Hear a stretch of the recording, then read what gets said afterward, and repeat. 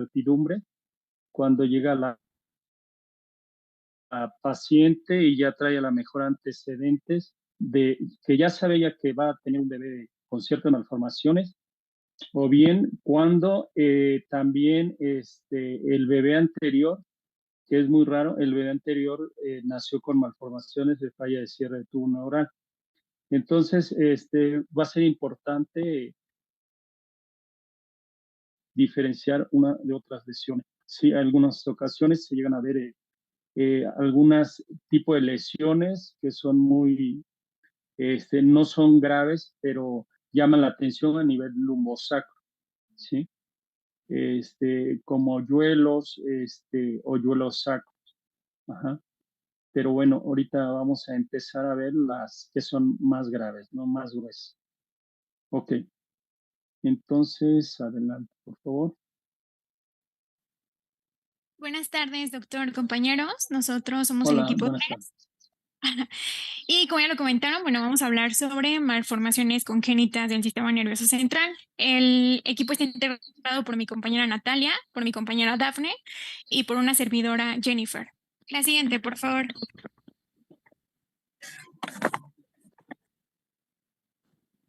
Bien, vamos a tener una serie de objetivos.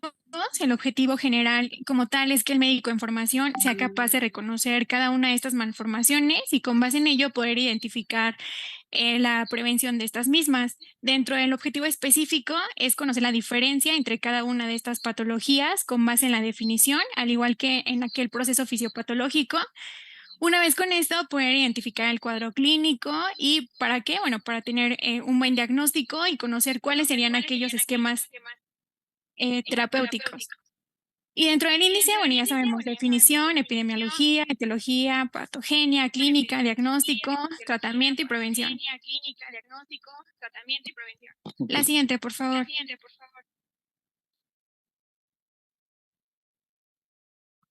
Bueno, ahora como tal les vamos a dar una introducción de lo que es la embriología. Vamos a tener que el sistema nervioso central se va a desarrollar a partir de la tercera semana de gestación. Esta se va a desarrollar gracias a lo que es el ectodermo, que nos va a ayudar a diferenciar lo que es la placa neural. Y pues vamos a tener un proceso que es la neurulación, que nos va a ayudar a formar lo que es la placa neural y el tubo neural. Esto se va a dar en la cuarta semana de gestación, aproximadamente entre los 22 y 23 días de la gestación.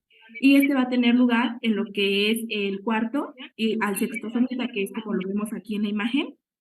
Entonces, lo que va a pasar ahí va a ser que va a haber una fusión de lo que son estos pliegues y nos van a ayudar a formar lo que es el tubo neural, que van a ser principalmente donde vamos a tener los defectos, ¿ok? Vamos a tener que se van a crear dos aberturas en lo que es como los extremos del tubo, ¿no? Entonces vamos a tener un neuporo, bueno, vamos a tener dos neuporos, el neuporo rostral y el neuporo caudal, que pues ambos nos van a dar diferente tipo de patologías. Entonces, la falta de su cierre de estos neuporos van a hacer que nos desarrollen las patologías que pues más adelante vamos a ver. Aquí vamos a tener días específicos en los cuales estas aberturas se van a cerrar, que por ejemplo, en el neuporo rostral, aproximadamente se cierra en el 25 día de la gestación y el caudal aproximadamente en el 27 día de la gestación. Entonces, si no hay un cierre durante estos días, nos llegan a provocar lo que son las malformaciones que más adelante vamos a ver. Por ejemplo, en el neuporo caudal, lo que nos va como con mayor frecuencia a presentar es la anencefalia, y en el neuporo no, en el rostral es la anencefalia, y en el caudal son todo lo que es las alteraciones de la espina bífida, como el mielomeningocele, el meningocele y así, ¿vale? ¿Me puedes dar la siguiente, por fin? ¿Hay alguna duda? Bueno, Nat, ¿le das a la siguiente, por fin? Bueno, ahora como tal vamos a empezar a ver la prevención. ¿Por qué vamos a ver al principio la prevención? Bueno, pues porque cada uno de ellos, bueno, el ácido fólico en este tipo de patologías, pues va a ser como muy indispensable, o es como la prevención que nos ayuda como a evitar que estas patologías sucedan. Como tal, no está bien descrito cómo es que el ácido fólico ayuda en o previene este tipo de malformaciones. pero la literatura dice que va a actuar como una coenzima en el que es en el metabolismo de lo que son los aminoácidos y la síntesis del ADN y el ARN. Esto pues porque ya sabemos que los aminoácidos nos ayudan a crear proteínas y el ADN y el ARN pues nos ayuda igual como a crear esta información genética y como ponerla como más fundamentada para que no haya este tipo de ¿cómo se llaman? De trastornos, ¿ok? Y también, por otro lado, vemos que durante el embarazo va a haber un montón de cambios, va a haber como mayor gasto de ciertas funciones y entre ellas pues puede haber como anemia, entonces esta nos va a ayudar también el ácido fólico a evitar las anemias porque ayuda ayuda a los megaloblastos y a la formación de los eritrocitos para evitar este tipo de anemias. Bueno, las anemias durante el embarazo. Y el ácido fólico siempre se debe de tomar como prevención antes ¿cómo se llama? De la concepción, pero pues muchas veces los embarazos planeados. Entonces, pues vamos a tener que lo óptimo o como debería de tomarse serían dividirlo primero en los factores de riesgo que tiene nuestro paciente, ¿no? Si nuestra paciente llega a tener un alto riesgo o un bajo riesgo. En el alto riesgo, aquí pues se va a tomar 3 meses antes de la concepción con una dosis diaria de 4 miligramos, pero en el alto riesgo que vamos a tener aquí, bueno, aquí vamos a tener pacientes que ya han tenido embarazos previos de lo que es con alteraciones en el tubo neural o que tengan antecedente de que en su familia hayan tenido como hermanos o embarazos sus familiares con alguno de estos defectos. Y en caso de que no haya un riesgo, o sea, que no nos refieran estos antecedentes, las clasificaríamos como bajo riesgo y se podría tomar, o sea, lo óptimo siempre va a ser tomarlo 3 meses antes, pero aquí se va a bajar la dosis y pues puede igual tomarse nada más un mes antes, pero, o sea, lo ideal son 3 meses. Y aquí, pues la dosis va a ser de 0.4 miligramos diarios. Y aquí cabe recalcar que el ácido fólico se va a tomar hasta la 12ª semana de gestación, porque aquí es cuando ya igual ya se formó, bueno, ya tuvo toda la neurulación y ya, pues después de este tiempo de las 12 semanas de gestación ya no tiene sentido que las pacientes consuman el ácido fólico porque pues ya no les va a ayudar a como les debería de haber ayudado, entonces pues ya no tiene caso que lo consuman. Pero pues entonces nada más sería hasta las 12 semanas de gestación, hasta la 12ª semana. Y bueno, ¿cómo vamos a tener el ácido fólico? Bueno, también lo encontramos como ácido pteroglutámico y pues lo vamos a encontrar ya sea como en fármaco, bueno, en el fármaco que se llama así ácido fólico y también en lo que son los alimentos, principalmente en alimentos verdes, ¿no? Como son espinacas, acelgas. Bueno, vamos a encontrarlo en muchísimos otros alimentos, pero aquí cabe recalcar que la mayor, o sea, que nosotros podamos obtener como el mayor beneficio o el mayor nutriente de ácido fólico es los alimentos que no están cocidos, porque cuando a la cocción, cuando se hace la cocción, pues estas propiedades como que se elevan, entonces lo óptimo es tomar, por ejemplo, las verduras y los vegetales, que son lo que se puede consumir crudo, entonces eso se debería de consumir más crudo que pues otros para poder obtener un mayor beneficio, pero pues también tenemos otros alimentos que nos van a proporcionar el ácido fólico, tales como son los pescados, las carnes, legumbres, cereales, lácteos, frutas, huevos, como el huevo en general, ¿no? Y otras como algunas semillas como la nuez, el piñón y eso. Entonces aquí les dejé ¿cómo se llama? Una tablita en la que vienen algunos alimentos, algunos ejemplos de alimentos y la cantidad de ácido fólico que nos proporciona. ¿Le puedes dar a la siguiente, por favor? Ahora sí, ay, iba a decir algo, doctor. Perdón.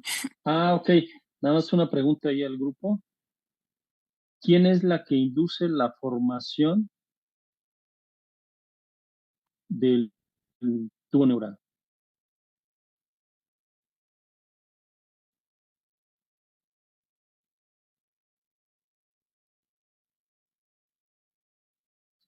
¿Quién induce, digamos, el inicio de la formación del cierre de tubo neural en la placa neural específicamente? Hay una estructura pequeñita abajo de la placa neural que es la que la induce. ¿Se ¿verdad, refiere al chicos? ectodermo, doctor? Ándele. No, el ectodermo no.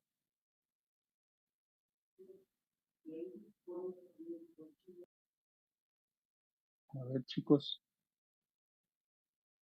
Sería como la parte cervical del Está embrión. abajito de la placa neural. Ahí en embriología, ahí en las imágenes de embriología, tiene una parte que se llama notocorda. ¿Sí? ¿Sí, Natalia? Ok. Bueno, la notocorda es la que induce el inicio y el cierre y actúa sobre la placa neural, la notocorda. ¿Sale? Ok. Al siguiente. Ajá. Bueno, vamos a pasar con la anencefalia.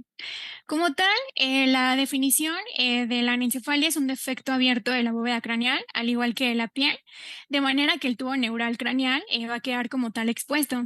Este es un defecto severo y como tal pues no es compatible con la supervivencia, por lo que casi todos los nacidos vivos con anencefalia pues mueren dentro de las primeras horas o incluso después del nacimiento. Y bueno, como lo podemos ver en las imágenes, la mayor parte del cráneo pues como tal está ausente y como tal pues quedan expuestos el tejido neural. La siguiente, por favor. Ahora bien, enfocándonos a términos de epidemiológicos, se presentan en 1 por cada 10,000 nacimientos, aunque aquí, bueno, surge una disputa ya que el número exacto como tal se desconoce. Y esto principalmente porque, bueno, es debido a que como tal estos embarazos muchas veces terminan en aborto espontáneo o incluso en la interrupción del embarazo. También otra de bueno, dentro de la epidemiología es importante señalar que la incidencia se presenta más en hispanos y es más frecuente en niñas. También suele afectar o está relacionado con madres que se encuentran en los extremos de edad. Y bueno, otro punto importante es que hace 27 años esta alteración era frecuente, sin embargo, en la actualidad, gracias a la fortificación obligatoria de alimentos con ácido fólico que se implementó en 1998, pues esta incidencia cada vez fue disminuyendo. La siguiente, por favor.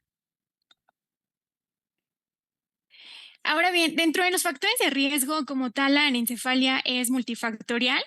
Como ya se había comentado en la epidemiología, aquellos antecedentes familiares positivos van a formar parte de estos factores de riesgo, pero de los más importantes, pues como tal, es la deficiencia del ácido fólico.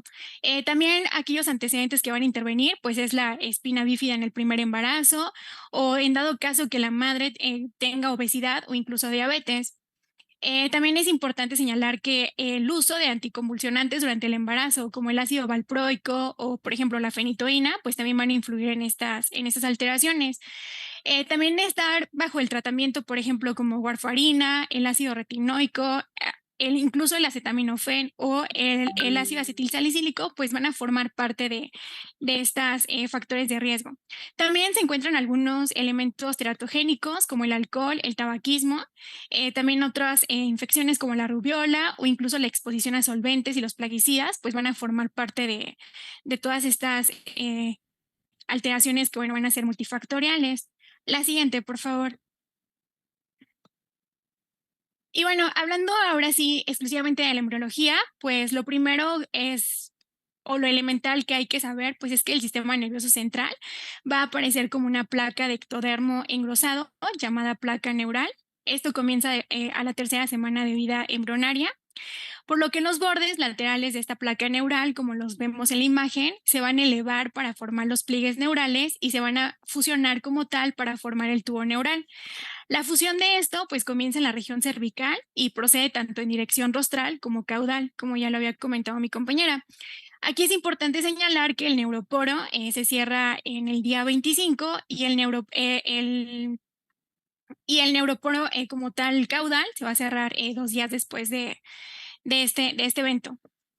Como resumen, bueno, podemos señalar que como tal los efectos del tubo neural pues van a resultar o van a ser dados de la falla del cierre del tubo neural entre el día 25 y el día 27.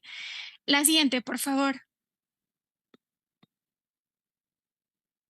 Y bueno, entonces entendemos que la anencefalia como tal, pues va a ser un defecto grave del desarrollo, en este caso principalmente del neuroeje, en el que el principal elemento es el prosencéfalo en desarrollo.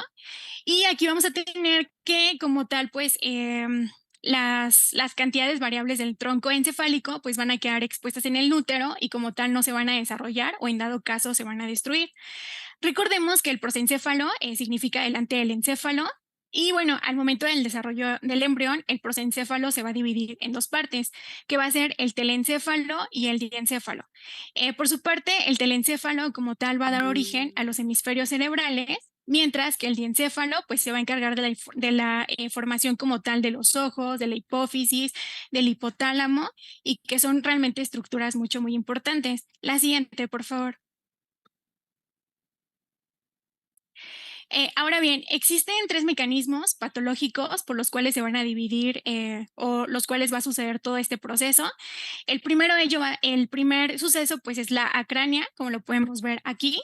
Entendemos por acrania la falta del cierre del neuroporo rostral, que bueno, como ya lo vimos en la tercera diapositiva, pues va a provocar con ello la ausencia del cráneo, las meninges o incluso los músculos. El segundo va a ser la exenencefalia, que este como tal va a ser pues por la falta del cierre del cerebro fetal y por tanto pues va a quedar expuesto al líquido amniótico. Y por último, ahora sí ya vamos a tener la anencefalia, que es todo este proceso que como tal va a provocar la destrucción y degeneración del cerebro. Por lo que, bueno, podemos señalar aquí que vamos a tener algunas anomalías cranoencefálicas de esta patología, como son, por ejemplo, una inducción neural anormal del tejido, ¿no? Otro punto importante, como lo podemos ver en la imagen que se encuentra en la izquierda, ¿la puede señalar, Nat, porfa? Tenemos un ejemplo de un cierre defectuoso del tubo neural entre la semana 20 y la semana 22 de gestación, en la cual se encuentra la craniorasquiquisis, que si bien pues, es un defecto del tubo neural relacionado con la anencefalia, que a su vez se acompaña por un defecto abierto contiguo de la columna. La siguiente, por favor. Ahora bien, vamos a pasar al cuadro clínico. Como tal, pues el rasgo más común de la anencefalia es que pues están involucrados, como ya lo había comentado, el prosencéfalo y las cantidades variables de la parte superior del tronco encefálico. Como tal, bueno, la exposición en el útero va a dar como resultado la destrucción del tejido neural, que va a aparecer como una masa hemorrágica, como lo vemos en la imagen. Esta pues va a ser fibrótica y como tal pues no va a ser funcional. También las porciones principales del sistema nervioso central como tal, pues van a estar ausentes e incluso pues, o puede ser que incluso estén mal formadas, ¿no? Por lo general, pues la falta de hipotálamo, el cerebelo, el encéfalo, los nervios ópticos y la médula espinal, pues van a tener todas estas van a ser resultado de todas estas manifestaciones clínicas. También es importante señalar que la bóveda craneal como tal va a estar ausente y va a dar como resultado la apariencia de esta característica o esta fácil característica que van a tener los ojos saltones, como lo vemos en la imagen, o incluso pues el cuello puede estar ausente. Bueno, también la anencefalia se va a acompañar con otras alteraciones, por ejemplo, con el labio leporino o incluso el paladar hendido. Y también pues pueden estar asociadas a malformaciones incluso cardíacas, pulmonares, renales o incluso esqueléticas. La siguiente, por favor. Y ahora bien, vamos a pasar al diagnóstico. Vamos a tener el diagnóstico prenatal. Como tal, los exámenes diagnósticos que se van a realizar durante el embarazo para detectar todos estos defectos relacionados, pues va a ser en primera instancia la alfa-fetoproteína, que como tal, pues es una proteína producida por el feto que se excreta en el líquido amniótico y se menciona que como tal, los niveles anormales de esta alfa-fetoproteína, pues pueden indicar la presencia de defectos encefálicos o incluso de la médula espinal.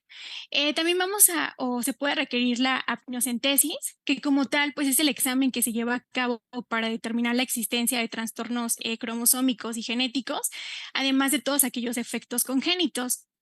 Cabe destacar que, bueno, el diagnóstico prenatal se va a realizar mediante un ultrasonido, en la cual, pues como tal, vamos a encontrar la ausencia del cerebro y la bóveda craneal. Y bueno, como lo vemos en esta imagen, por ejemplo, la imagen A es una vista de un corte coronal y como podemos ver, pues los ojos van a ser muy prominentes y por encima de ellos, pues como tal no se ve la bóveda craneal, ni siquiera el tejido craneal. Por su parte, en la imagen B, por ejemplo, vemos que es una vista o un corte longitudinal en la cual pues la región del cuello y las vértebras torácicas pues como tal van a estar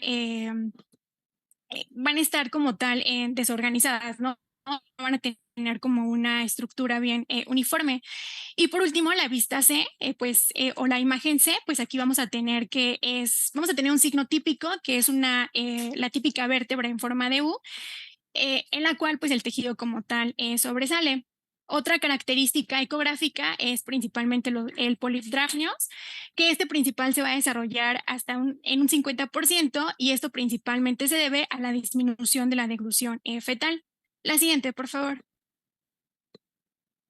Este, sí, otra de las alteraciones que se observan en este tipo de patologías, ya comentaste renales y otras son intestinales. Ajá, es por eso que cuando nos llega a hablar al quirófano y con una embarazada que trae un polidramnios importante, ahí en el hospital han sacado pacientitos donde le extraen casi una cubeta así literal de esas de limpieza de líquido amniótico. Así me tocó recibir uno hace muchos años y prácticamente nació un bebé todo amorfo. Ajá, y si eran como, yo creo, unos 10 litros de líquido amniótico. Ok, doctora. Sí, adelante. Gracias, doctor. En cuanto al tratamiento, pues como tal no existe cura ni tratamiento médico para la anencefalia. El tratamiento principalmente va a consistir en el apoyo o la terapia, ya que pues como sabemos la pérdida de un hijo pues es una experiencia traumática tanto para los padres como para los familiares. Por lo que, bueno, aquí lo más importante es ofrecerles servicios, en este caso de tanatología o principalmente con ayuda psicológica. También, en caso de que existan las posibilidades, pues es importante mandar a consulta con un genetista, esto principalmente para hablar acerca de los riesgos recurrentes en un futuro, ¿no? Y dentro de la prevención, bueno, ya lo hemos visto, la mayoría de estos defectos del tubo neural, pues se pueden prevenir en gran parte con la ingesta adecuada de ácido fólico en un periodo preconcepcional o en un tiempo indicado. La siguiente, por favor. ¿Hasta aquí tienen alguna duda de anencefalia? No, gracias. Gracias. Y bueno, vamos a pasar como tal a la microcefalia. Como tal, la definición de microcefalia es algo controversial, por lo que la más aceptada es esta, en la que la microcefalia se define como una circunferencia occipitofrontal de más de 2 desviaciones estándar por debajo de la media, es decir, menor al tercer percentil. Algunos autores refieren que se requiere que la media se ajuste según sea lo necesario, ¿no? En este caso, si el recién nacido es prematuro o incluso es muy importante saber el perímetro cefálico de los padres, por lo que es importante señalar que la microcefalia, más que un signo, es un diagnóstico. Más adelante nos vamos a dar cuenta que lo vamos a tener en diferentes tipos de ahí se me fue, de síndromes. Si bien, bueno, tenemos la clasificación en la cual se encuentra la microcefalia limítrofe. Esta se refiere a una circunferencia occipitofrontal entre 2 y 3 desviaciones estándar por debajo de la media tanto para la edad, el sexo y la gestación. La segunda clasificación es la microcefalia moderada. Aquí la circunferencia occipitofrontal se encuentra entre 3 y 5 desviaciones estándar por debajo de la media. Mientras que ahora sí, la microcefalia grave, aquí la circunferencia occipitofrontal se encuentra mayor o igual a 5 desviaciones estándar para la media, ¿no? Tanto para la edad, el sexo y la gestación. La siguiente, por favor. Ahora bien, el Centro de Control de Prevenciones de Enfermedades, la CDC, tiene datos en los cuales se reportan que las malformaciones con microcefalia pues tiene una incidencia de aproximadamente de 2 a 12 por cada 10,000 recién nacidos vivos, siendo las alteraciones neuroanatómicas pues las más frecuentes, ¿no? En estos últimos años. Y aquí el 54% de estos 10,000 recién nacidos vivos pues estaba asociado principalmente al Zika. Entonces, son como lo más importante de la epidemiología.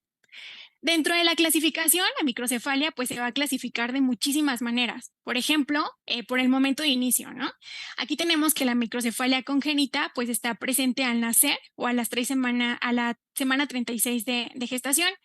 A veces esta microcefalia la vamos a poder conocer como microcefalia primaria, pero aquí hay una controversia porque la microcefalia primaria también se refiere al fenotipo de microcefalia congénita. Entonces, lo más indicado pues es que se conozca como pues primaria. Por su parte, la microcefalia postnatal pues se refiere a la falta de crecimiento normal en un cerebro que como tal pues ya tenía un tamaño normal al nacer y a veces se llama microcefalia secundaria. La siguiente, por favor. También, bueno, lo vamos a clasificar según su etiología. Esta puede ser genética o incluso ambiental. Otra clasificación puede ser en relación a otros parámetros de crecimiento. Estos pueden ser simétricos, o sea, proporcionados o asimétricos desproporcionados. La microcefalia simétrica o proporcionada es aquella en la cual la circunferencia occipitofrontal se encuentra o está en 2 a 3 desviaciones estándar por debajo de la media, pero es proporcional al peso y a la longitud. Recordemos que al inicio les había dicho que no era proporcional. Y también está la clasificación por asociación a otras anomalías y en la cual pues como tal no está asociada a algún síndrome. Y la microcefalia sindromática, que esta es asociada con una o más anomalías adicionales en las cuales podemos ver en este cuadro. Como podemos ver, bueno, tenemos una serie de síndromes que nos van a, o que van a provocar una microcefalia. Por ejemplo, tenemos la trisomía 18, la trisomía 13 o incluso el síndrome de Down. Realmente son muchísimos síndromes que pueden ocasionar esta microcefalia, como lo podemos ver. Cada uno, bueno, va a tener diferentes tipos de manifestaciones clínicas, pero lo más importante aquí, pues, es reconocer eso, ¿no? En este caso, la microcefalia. ¿Le puedes dar a la siguiente, por favor? Y bueno, aquí tenemos otros síndromes, los cuales son muy, muy pocos frecuentes, pero también no van a formar parte de estas alteraciones. ¿Le puedes dar a la siguiente? Aquí es importante señalar que cada uno va a tener sus características clínicas. Y otras dos más, por favor, Nat.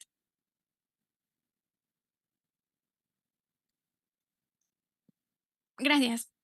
Ahora bien, vamos a pasar como tal a la etiología. Como lo mencioné en la bueno, no, creo que no lo mencioné. En la epidemiología, pues como tal, también esto va a ser multifactorial. Una variedad de anomalías genéticas o incluso algunas agresiones ambientales, pues pueden afectar el desarrollo del cerebro, ¿no? Y por tanto, pues van a dar como resultado la microcefalia. Y pues esta microcefalia puede ser tanto de inicio congénito o de inicio postnatal. Por ejemplo, vamos a tener en las alteraciones genéticas, se van a encontrar aquellas aberraciones cromosómicas y vamos a tener, por ejemplo, microdeleciones, duplicaciones, trastornos monogénicos, incluso síndromes genéticos. Como podemos ver aquí en esta diapositiva, pues también vamos a tener algunas causas ambientales, que como podemos ver se duplicó la información, pero también estos van a formar parte de los factores de riesgo, ¿no? Por ejemplo, si en este caso tenemos una infección como la rubiola, varicela, el VIH, sífilis, enterovirus o el virus del Zika, que es el que produce más todo este daño, pues van a ser también factores de riesgo que van a propiciar a esta alteración. También aquellos desórdenes metabólicos como la diabetes materna, fenilcetonuria o incluso, por ejemplo, aquellos factores teratogénicos como el alcohol, el tabaco, la marihuana, la cocaína o todos aquellos teratogénicos pues que influyen, ¿no? en el desarrollo de toda esta patología. La siguiente, por favor.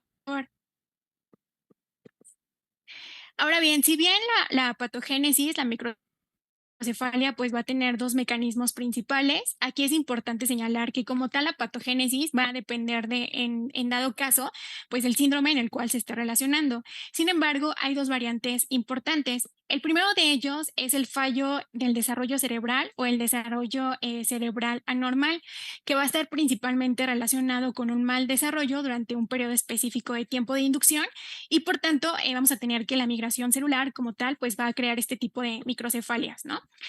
Pues va a ser el resultado de una reducción, en dado caso en el número de neuronas, que van a estar principalmente generadas durante la neurogénesis. Y es importante recalcar que el cerebro anterior pues es el más afectado. El segundo mecanismo es una lesión en el cerebro previamente normal.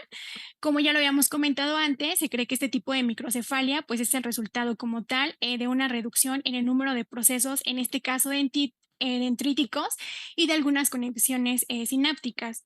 Ahora bien, pasando a las anomalías meramente neuroanatómicas, pues tenemos que las anomalías neuroanatómicas asociadas a esta microcefalia, pues van a incluir muchísimos defectos, ¿no? Por ejemplo, tenemos al holoprosencefalia, a la telencefalia, lisencefalia y todos los que les voy a comentar en un momento.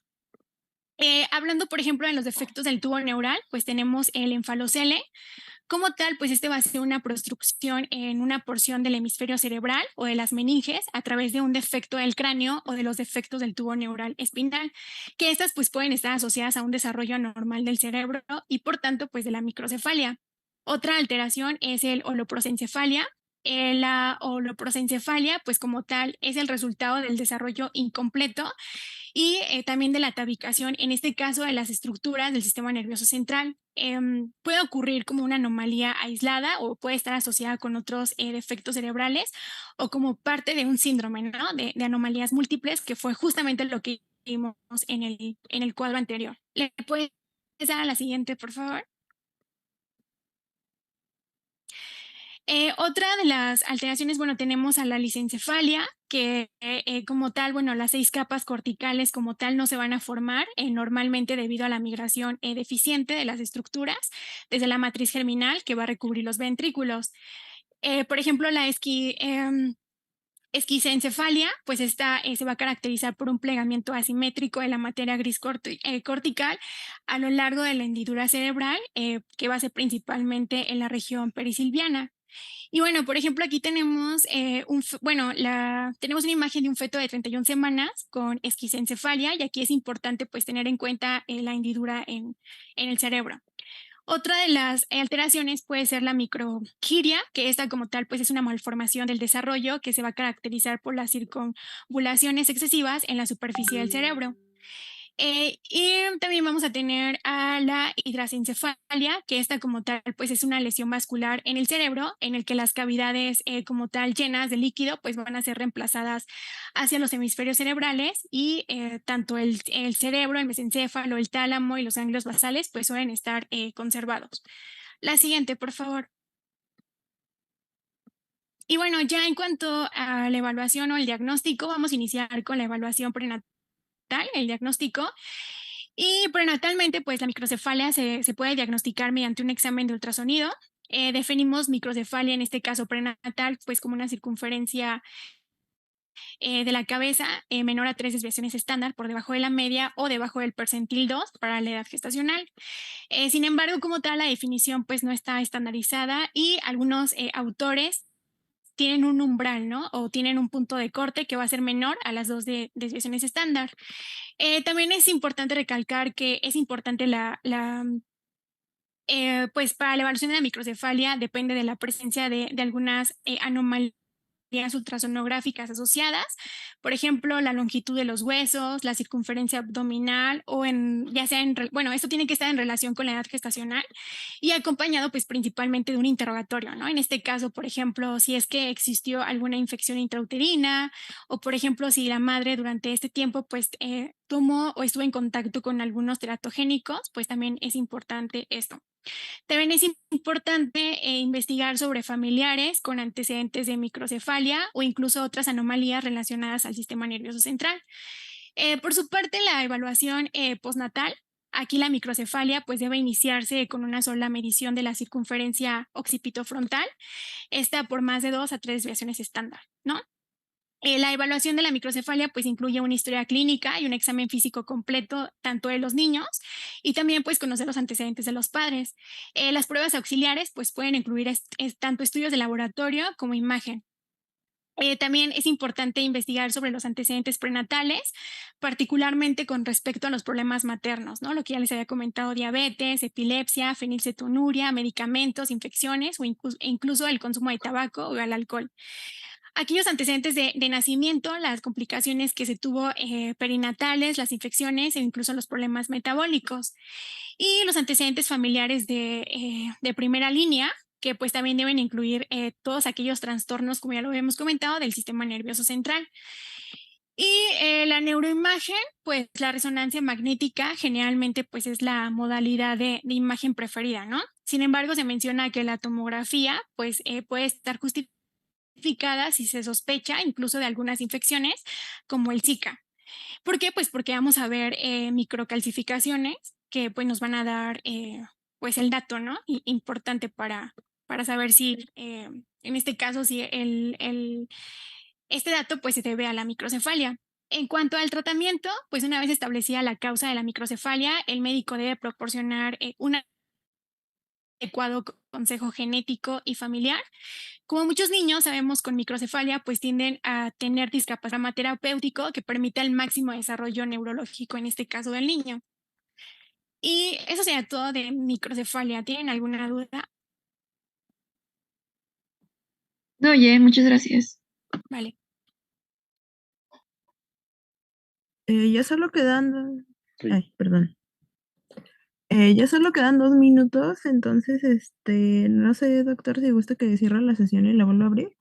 Sí, cuando hablen de otra vez de factores de riesgo en cada una, ya no los mencionen porque ya los comentaron al inicio, todos la etiología, porque prácticamente es lo mismo, la misma etiología es para todas las patologías. Ok, sí, cerramos y volvemos a entrar. Se lo pueden ver. Con lo que es el meningocele. Esta pues va a ser, o sea, su definición es la herniación de las meninges sin tejido cerebral. Es como el que vemos aquí en la mitad de la imagen. Es ese, a diferencia del mielomeningocele, que aquí va a haber también líquido cefalorraquídeo y nervios. Ambos, tanto el mielomeningocele como el meningocele, van a formar parte de lo que es la espina bífida, pero la espina bífida, si recordamos, se divide en abierta y cerrada. Estas van a pertenecer a lo que es la abierta. En cuanto a su epidemiología, esta se presenta en 1 de cada 1 millón de bebés a nivel mundial y tiene una prevalencia del 4.9 de los efectos del tubo neural, y también puede presentarse otras alteraciones asociadas aparte del meningocele, por ejemplo, la hidrocefalia. Y la forma más frecuente en la que podemos encontrarlo es en la región lumbosacra. Ahorita más adelante vamos a ver que pues se van a ir presentando a lo largo de lo que es la columna vertebral. Y esta pues va a ser más frecuente en mujeres en una relación de 1.2 a 1 en comparación de hombres. Le puedes dar a la siguiente, por fin.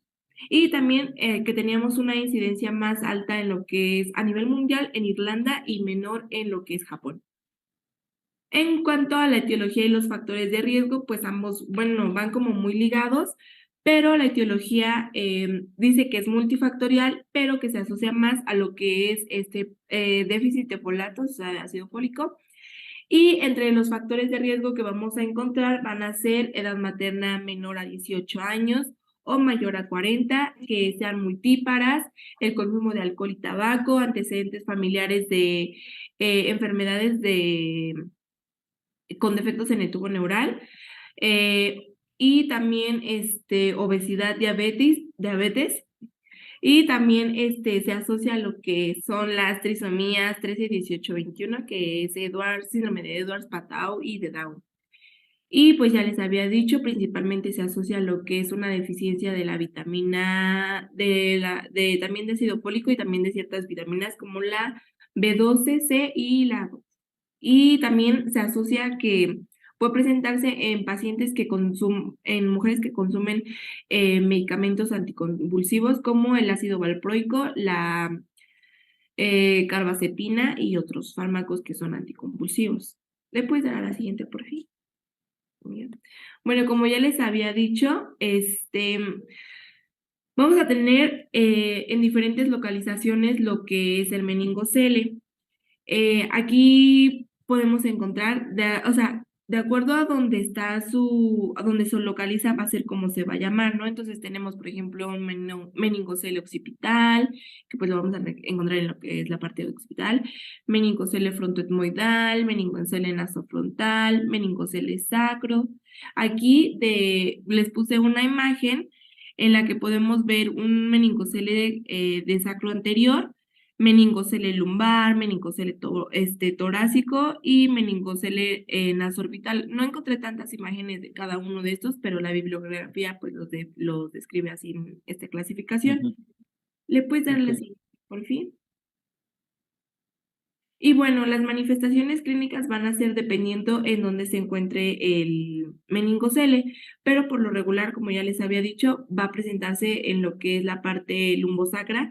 Entonces ahí podemos encontrar una pequeña abertura en la parte posterior de la columna, también manchas angiomatosas o con pelos, y los pacientes llegan a presentar lo que son parálisis de miembros inferiores.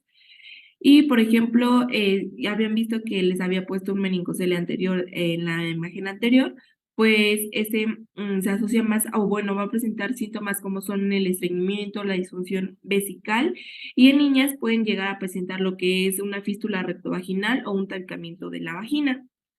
¿Le puedes dar a la siguiente, por fin?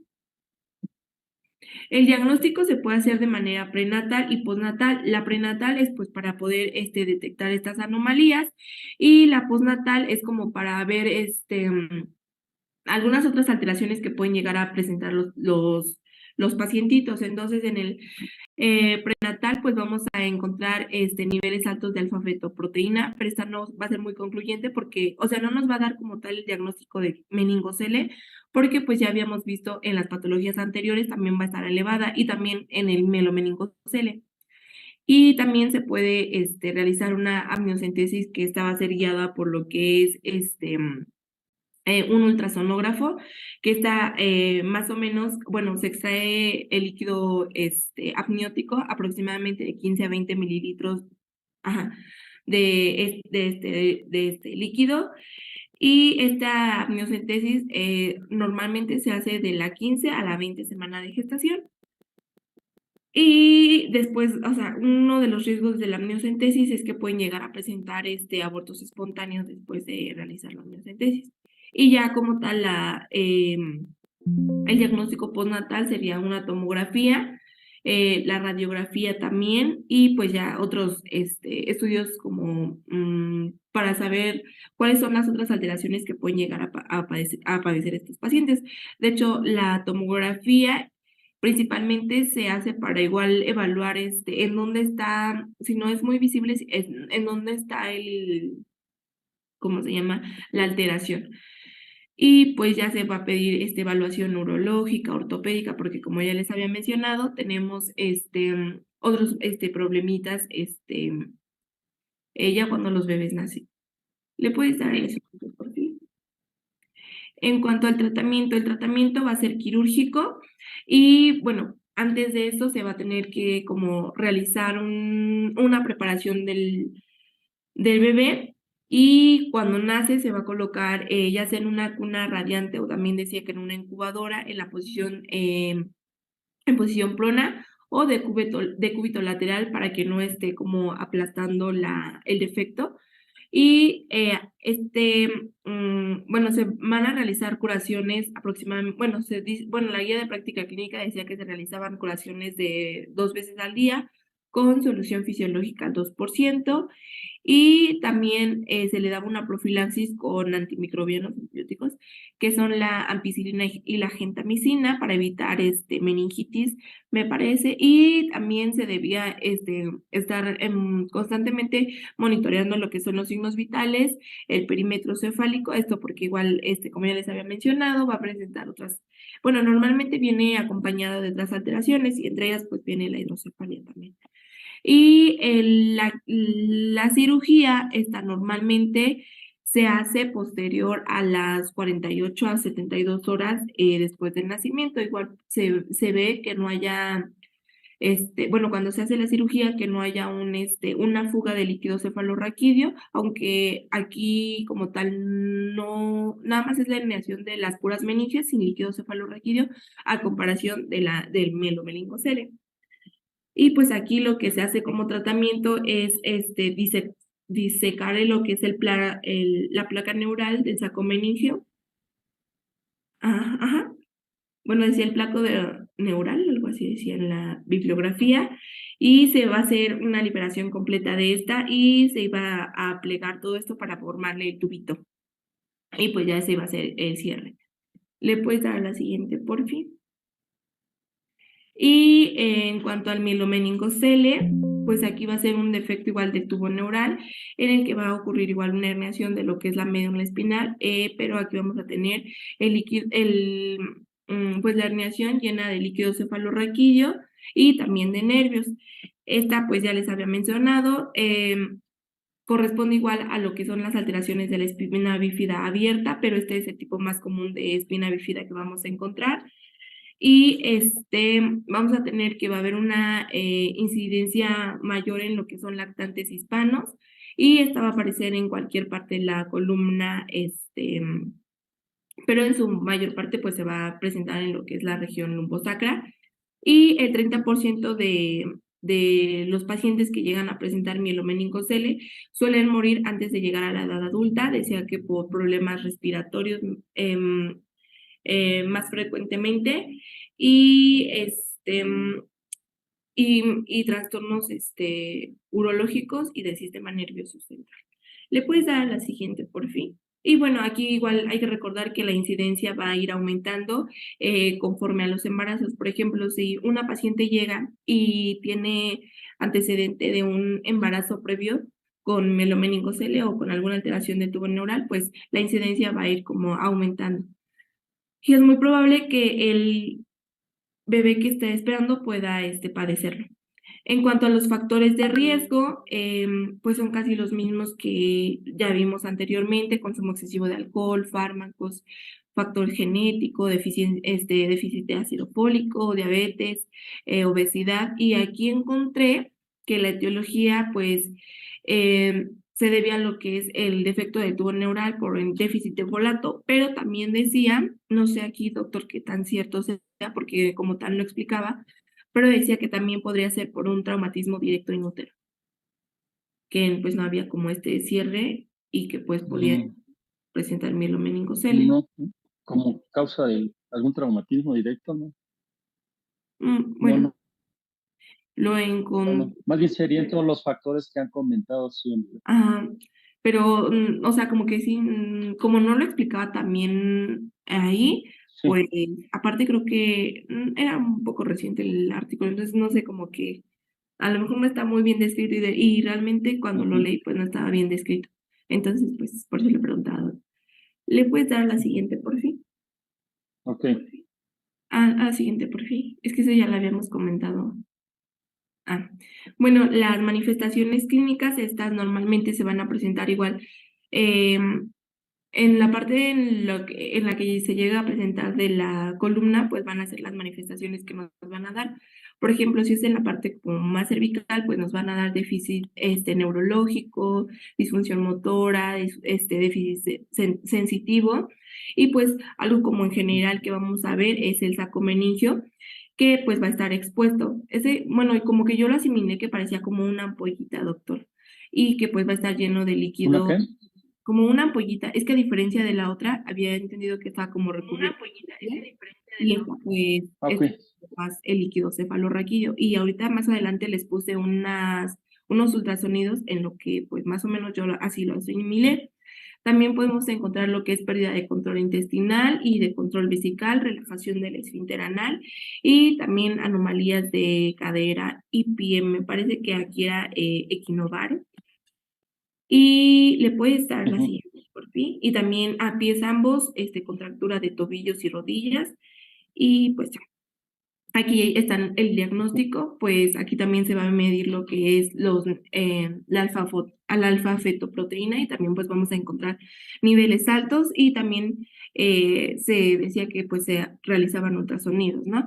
Entonces aquí En la parte izquierda vamos a encontrar así un ultrasonido normal y ya aquí en la parte derecha pues vamos a encontrar ya como tal el saquito. Bueno, aquí ya está como señalado y en la parte de abajo también podemos encontrar ya el mielomeningocele y vemos en la parte de donde está subrayado como con amarillo, que son los nervios.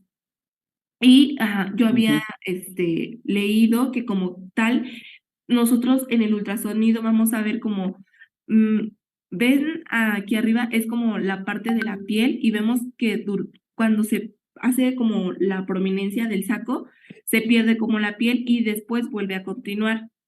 Entonces era lo que yo les decía hace rato, de a diferencia del mielomeningocele con el meningocele en los hallazgos ultrasonográficos que vamos a encontrar. Le puedes dar la siguiente, por favor.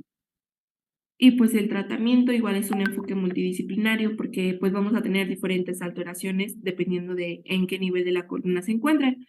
Normalmente se puede hacer una cirugía, bueno, aquí estaba descrita también la cirugía fetal y la cirugía postnatal. Decía que la fetal, pues nos daba como mejor pronóstico para la vida, pero también podían, como nacer los bebés muy prematuros.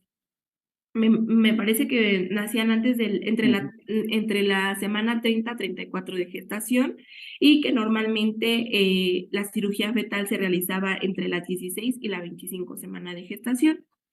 Y ya la cirugía postnatal, pues es más o menos igual a la anterior y pues son los cuidados que ya les había dicho. Cuando nace el feto, pues se pone igual en decúbito prono, se hacen las curaciones, se hace la profilaxis antibiótica y pues ya durante el resto de su vida se va a tener como su enfoque multidisciplinario para ver otras alteraciones que pueden llegar a tener estos bebés. Y ya, sería... Ok, ok, muy bien, doctora. Sí, pero prácticamente ya habíamos tocado los demás temas. Acuérdense, para los que les tocó entrar conmigo una cesárea, vieron ellos lo del, pudieron ver el meningocele, ¿verdad? Que era una tumoración que se localiza más en la región lumbosacra, que no tiene las meninges, digamos, expuestas, ¿verdad? En esos prácticamente llegan a tener movilidad la mayoría de las veces porque no están comprometidos los nervios.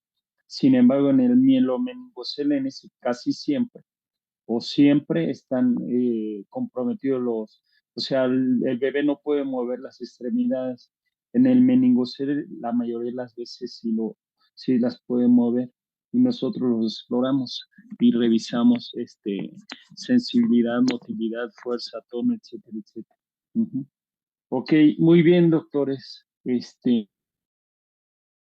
Entonces mañana nos vemos. Ya se pasó la oficina de la jefe de pediatría, entonces probablemente en 10 días, una semana, ya estemos en nuestros servicios.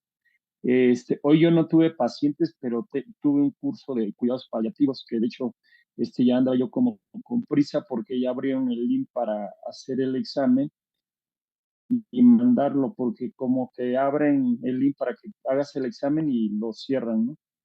Entonces ya ando así como en el tiempo. Pues mañana nos vemos con los chicos que les toca estar conmigo. Yo estoy en alojamiento conjunto este mes y en UTIN, pero UTIN todavía el área no está habilitada. Entonces, nada más, si hay pacientitos en alojamiento conjunto, ahí los veo. Sí, doctor. Es en Muchas quirófano. gracias, doctor. ¿Sale? Muy bien, Dafne. Muy bien, Nuestra, Natalie. nuestro... Mañana llevan Ojalá. su hojita para calificarlos. Mañana me la llevan. Ok, doctor, Ok, muchas gracias.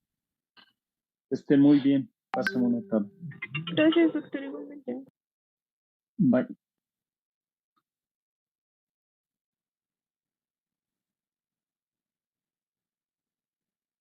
¿Ya continúa, doctor? Sí, ya, adelante. Okay. Bueno, les voy a hablar sobre hidrocefalia. Entonces, bueno, vamos a tener que como tal la hidrocefalia, bueno, va a provenir del griego hidros, que significa agua, y cefalia, que significa cabeza. Pero ya hablando como más propiamente de una definición, pues vamos a tener que esta se está refiriendo a diferentes condiciones patológicas que nos van a producir la dilatación de las cavidades ventriculares, que también se le puede conocer como ventriculomegalia, y pues esto va a terminar bueno, sí, va a terminar siendo eso que ya les comenté, y pues va a haber un aumento de lo que es la presión de líquido cefalorraquídeo, que pues normalmente en niños va a ser como aproximadamente entre unos 5 y 18 milímetros de mercurio, pero en neonatos tiende a ser menor de estos valores. Y pues también, bueno, vamos a tener que se refiere a las diferentes condiciones patológicas que van a producir una dilatación de las cavidades ventriculares. Y bueno, es que esto igual puede ser causado por una dificultad dentro de lo que es la circulación de líquidos cefalorraquídeo y un incremento tanto de la producción como de la absorción de que ya veremos más adelante. Entonces, bueno, pues recapitulando como que un poco todo esto, pues va a ser un defecto congénito que va a estar relacionado con, como ya les estaba comentando, la producción y circulación de lo que es el líquido cefalorraquídeo. Entonces, pues lo que va a pasar aquí es que se va a acumular y nos va a dar origen a esta patología que pues por lo general comienza en el primer trimestre de lo que es la vida intrauterina. Y pues igual el aumento que se puede tener es de aproximadamente unos 15 milímetros. En cuanto a la epidemiología, pues como tal, a nivel mundial vamos a tener que la incidencia de las formas congénitas de hidrocefalia va a ser de 0,48 a 0,81 por cada 1000 nacimientos. Y otras estimaciones pues plantean que son de 3 a 4 por cada 1000 nacimientos.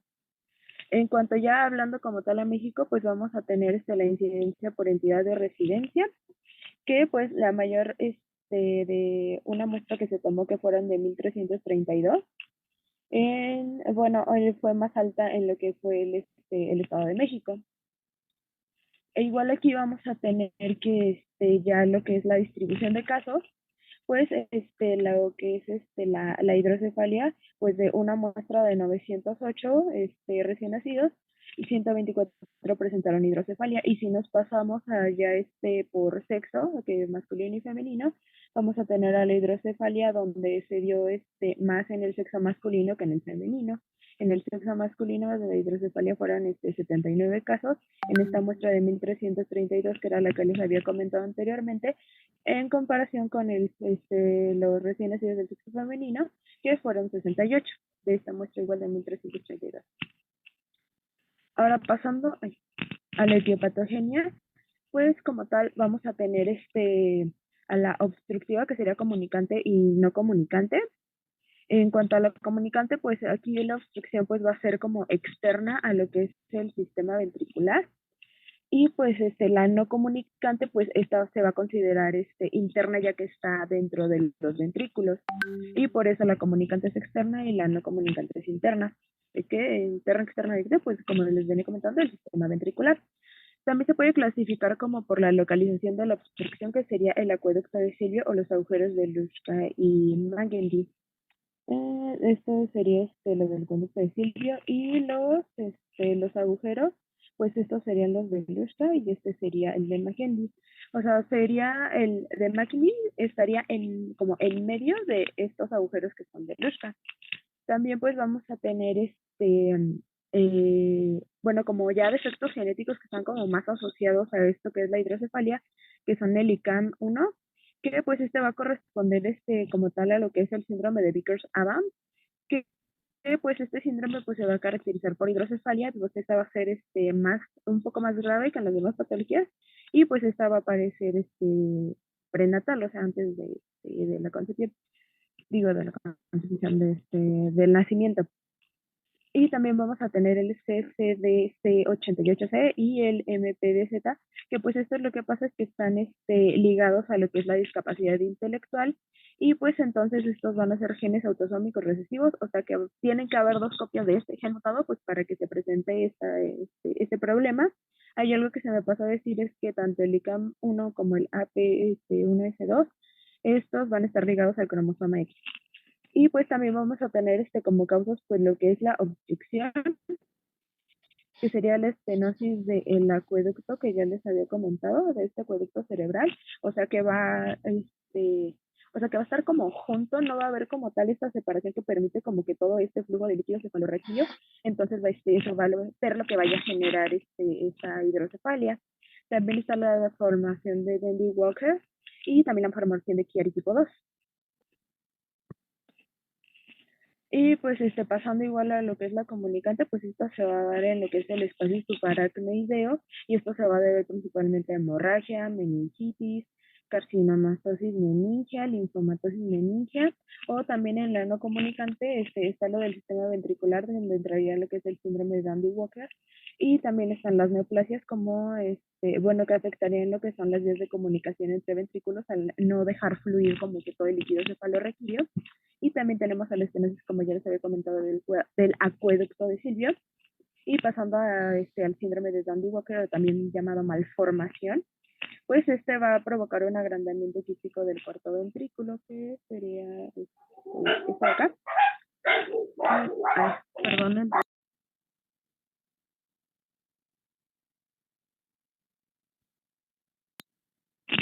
Continúo. Entonces, aquí vamos a tener que va a haber aplasia de la dermis, desplazamiento de la tienda cerebelosa, y esto va a suceder durante los primeros meses. Incluso la hidrocefalia, pues es muy común que se diagnostique por ultrasonido durante el primer trimestre.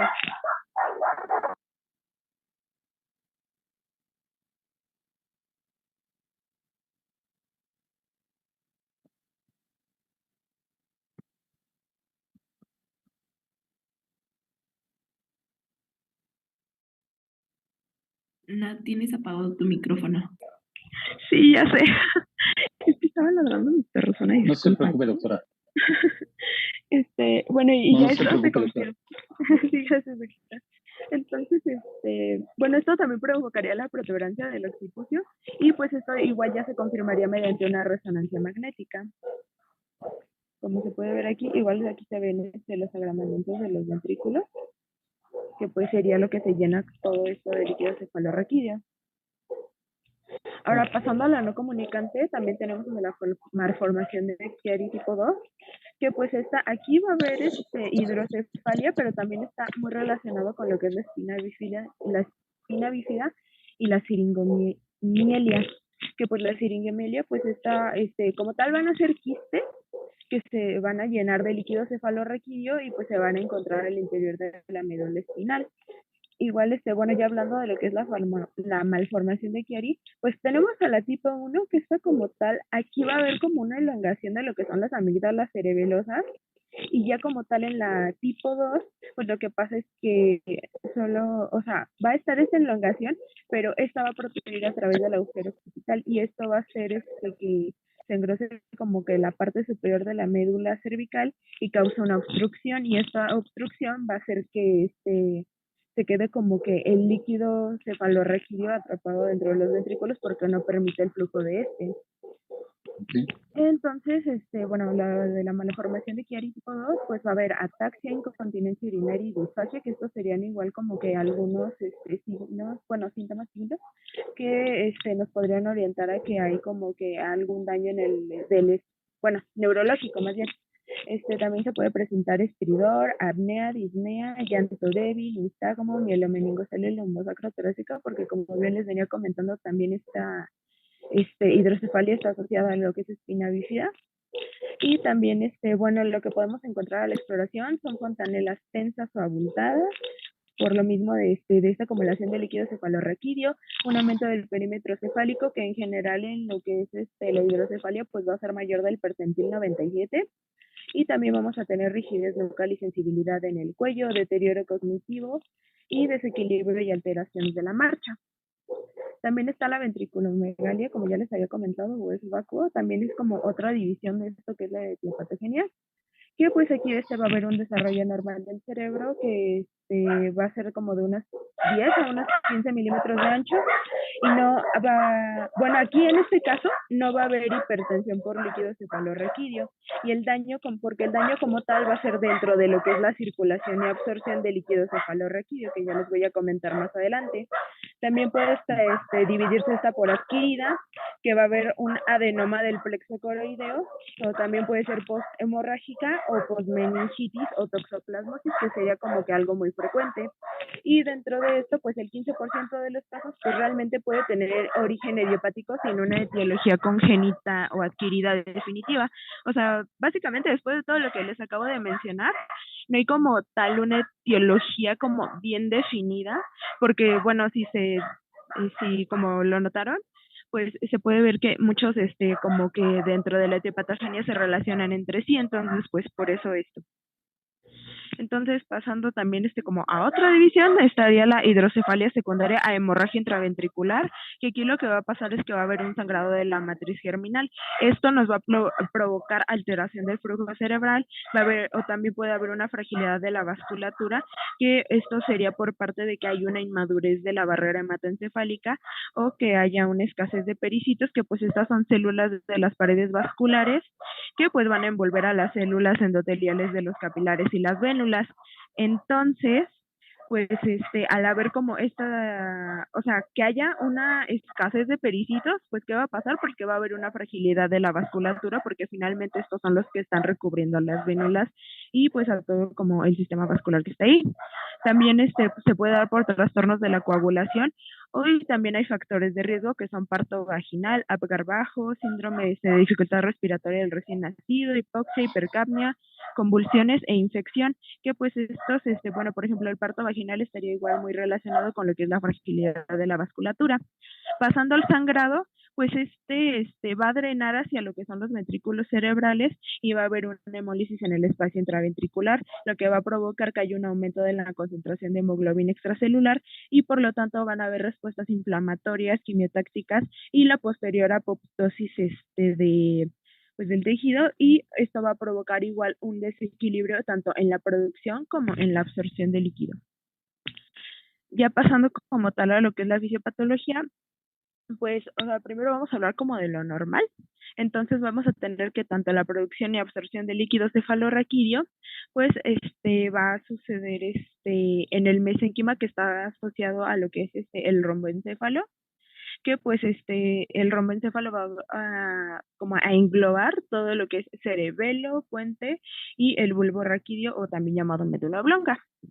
Esto pues va a dar lo que es la pía madre, y de la pía madre va o sea, todo esto como que va a recubrir lo que es el techo ependimario del cuarto ventrículo y se va a formar la tela coroidea, esto dentro del cuarto ventrículo.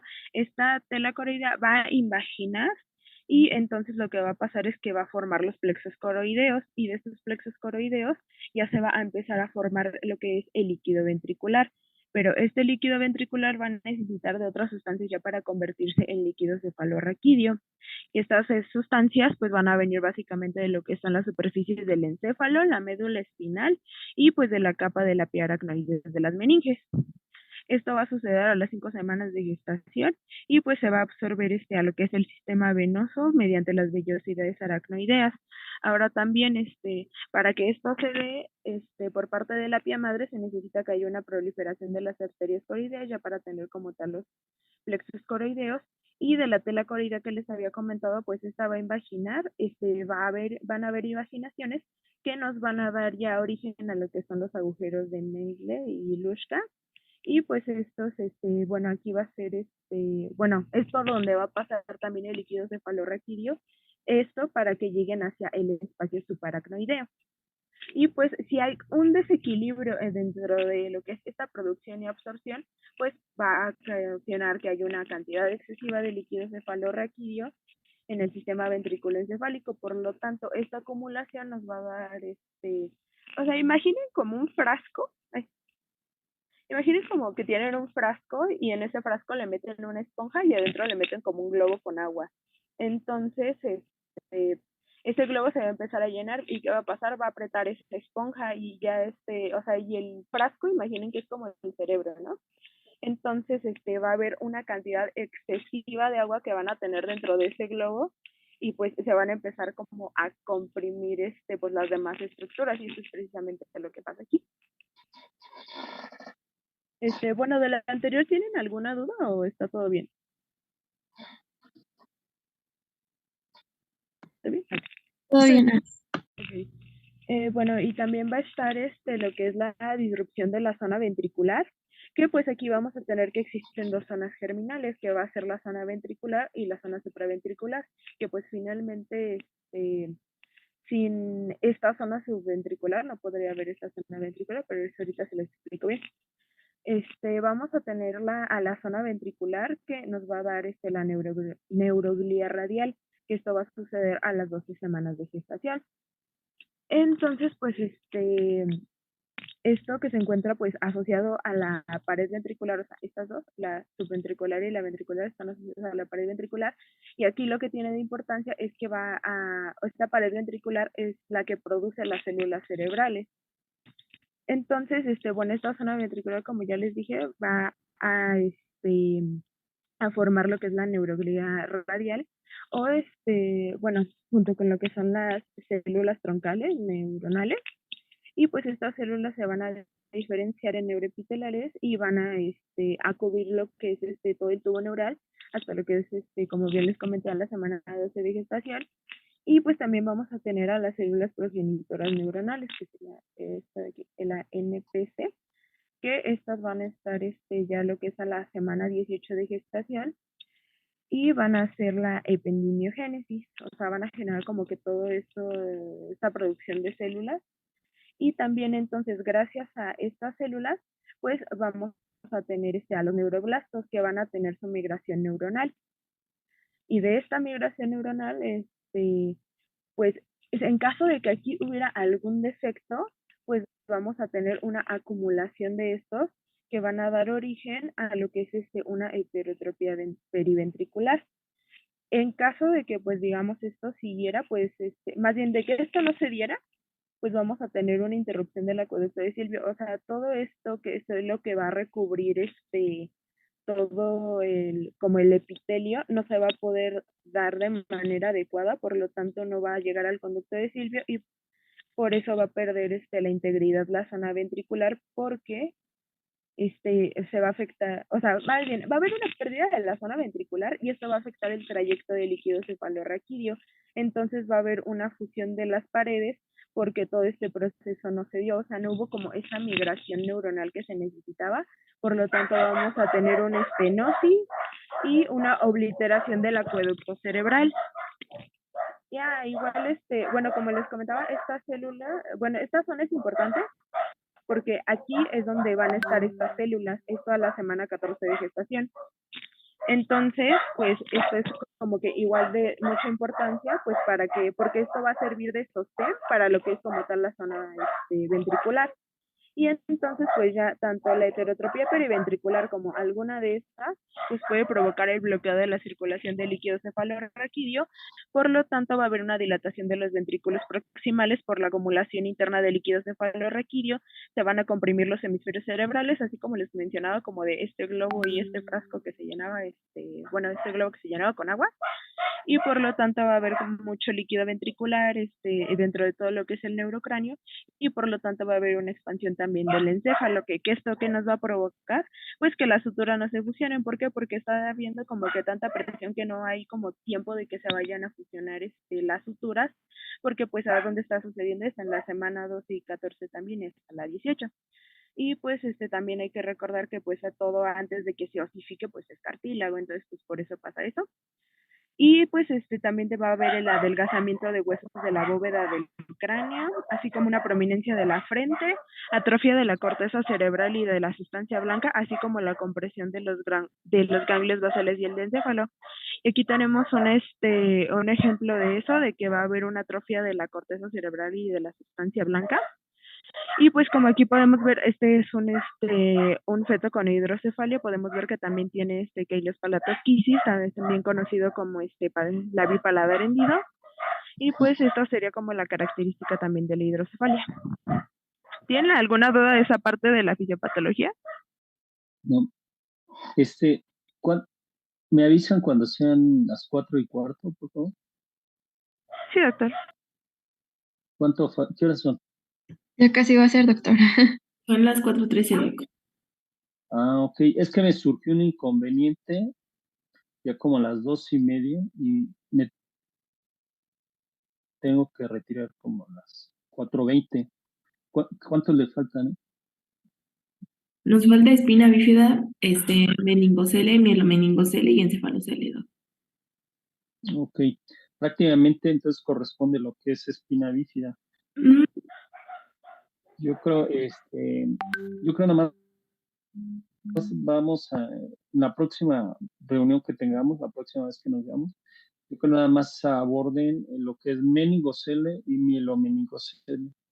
Con esos dos que aborden está bien, Sí, ¿sale? doctor. Y yo creo, aquí la dejamos. No sé si gusten que más tarde me comunique con ustedes o bien mañana como a las 7:30 pudiésemos terminar, como ustedes me digan. Si quieren, pónganse de acuerdo y yo al rato les mando un mensaje. Sí, doctor. Yo pensaba terminar esto, pero sí me surge un contratiempo y entonces me tengo que retirar. Sí, no se Sí, preocupe, doctor, nos nos ponemos de ponemos en acuerdo. contacto con... Bueno,